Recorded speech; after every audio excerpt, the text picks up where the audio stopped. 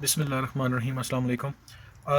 आज की दुनिया में मुसलमानों की ज़्यादातर तादाद उन मुसलमानों की है कि जो सिर्फ़ इसलिए मुसलमान हैं कि उनके माँ बाप मुसलमान थे और वो एक मुसलमान के घर में पैदा हुए।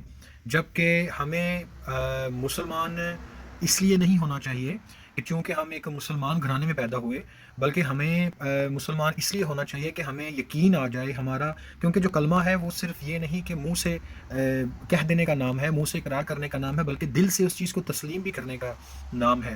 और दिल से इंसान किसी चीज़ को उसी वक्त तस्लीम करता है जब उसकी लॉजिक भी काम आए, मंतक भी काम आए।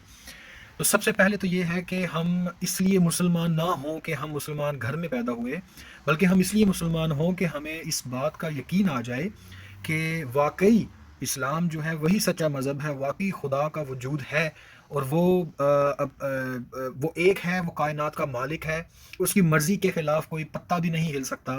क़यामत तक के तमाम मामलात उसके सामने हैं, वो वक्त से पाक है, वो प्रेजेंट, फ्यूचर, पास्ट इन वक्तों से पाक है।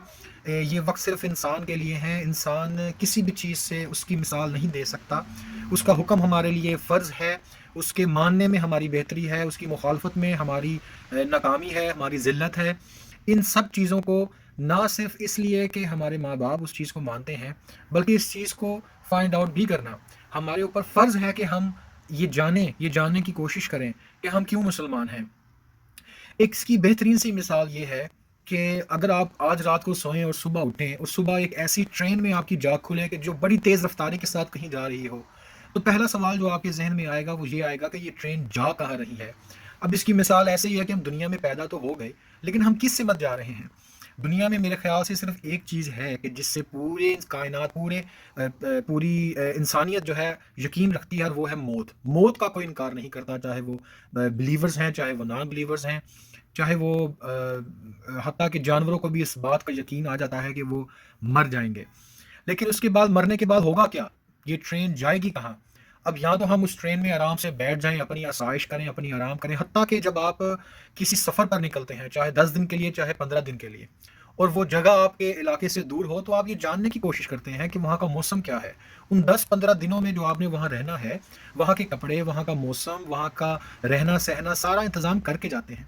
तो जहाँ हमने अपनी जो ज़िंदगी अवधि होगी, जो कभी ख़त्म होने वाली ज़िंदगी नहीं होगी, उसके लिए हमने क्या सामान तैयार किया है। उसके बाद एक छोटे से बच्चे की मिसाल लें, 4 साल का बच्चा, 3 साल का बच्चा, अगर बेध्यानी में उसकी तरफ एक छोटा सा बॉल फेंक दिया जाए, तो वो भी मुड़कर सबसे पहले ये देखता है कि ये बॉल आया कहाँ से है। तो कुछ चीज़ें बाय नेचर बिल्ट इन हमारे अंदर मौजूद हैं, हमें उसको इस्तेमाल करने की ज़रूरत है। अल्लाह ताला ने हमें यूं ही गुमराह नहीं छोड़ दिया। अल्लाह ताला ने हमें वो सारे टूल्स प्रोवाइड किए हैं जिसकी वजह से हम सच तक पहुंच सकते हैं। अब अगर इस बात का यकीन आ जाए, अगर इस बात पर यकीन हो जाए कि सिर्फ दीन ही सच्चा है, अल्लाह ताला के अहकाम पर अमल करने के अलावा कोई रास्ता नहीं है, तो अब आपके लिए या तो जन्नत है या दोज़ख है। अब हमारे अमाल की सुस्ती, कहीं उसमें शैतान का भी अमल दखल होता है, कहीं हमारे नफ्स का भी अमल दखल होता है, कहीं उन इंसानों का भी अमल दखल होता है जो हमारे इर्द गिर्द होते हैं, माहौल, असरात, सब कुछ शामिल होता है। आजकल तो इलेक्ट्रॉनिक मीडिया जो है, सोशल मीडिया जो है, उसकी भी बहुत सारी इन्वॉल्वमेंट होती है, आपके काम की मसरूफियात होती हैं, हमने एक्सक्यूज़ेस बना रखी होती हैं। अब जन्नत जाने के लिए आपके लिए हदायत ज़रूरी है। अगर इस वक्त आप हदायत से बेखबर हैं, तो याद रखिए हदायत सिर्फ दो तरीक़ों से आ सकती है। एक तरीका कार तो ये होगा कि जब आप किसी की हदायत पर अमल कर लें और आप उस हदायत पर अमल करना शुरू कर दें। दूसरा ये है कि जब आप किसी की बात नहीं सुनते, तो फिर आपको हार्ड टाइम मिलता है, आपको मुश्किलात मिलती हैं, आपको ऐसी ऐसी आजमाइशें आती हैं कि जो आपको पुश करती हैं कि आप अल्लाह की तरफ रुख कर लें।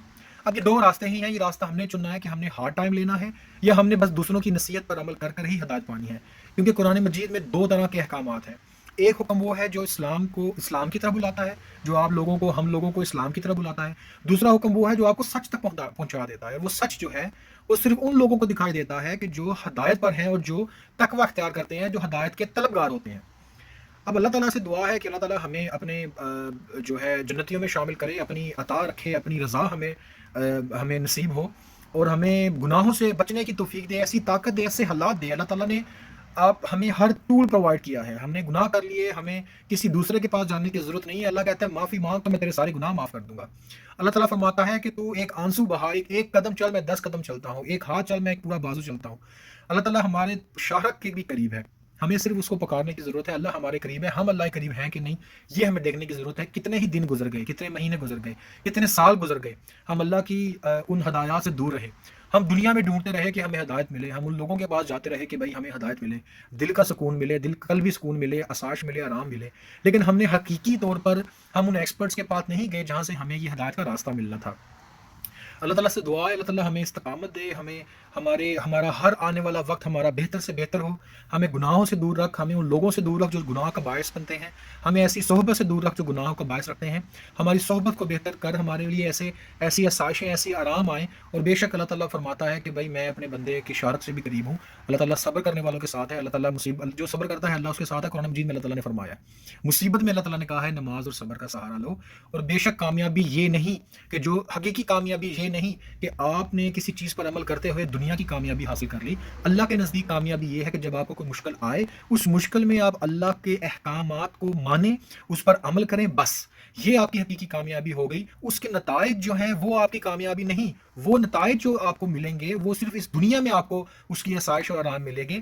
حقیقی آسائش، حقیقی آرام، حقیقی سکون، حقیقی کامیابی وہ ہے کہ جو صرف اللہ کے احکامات ماننے کے لیے. اللہ تعالیٰ ہمارے گناہ معاف کرے اور ہمیں دین کی سچی جو راہ ہے اس پر چلنے کی توفیق عطا فرمائے. السلام علیکم.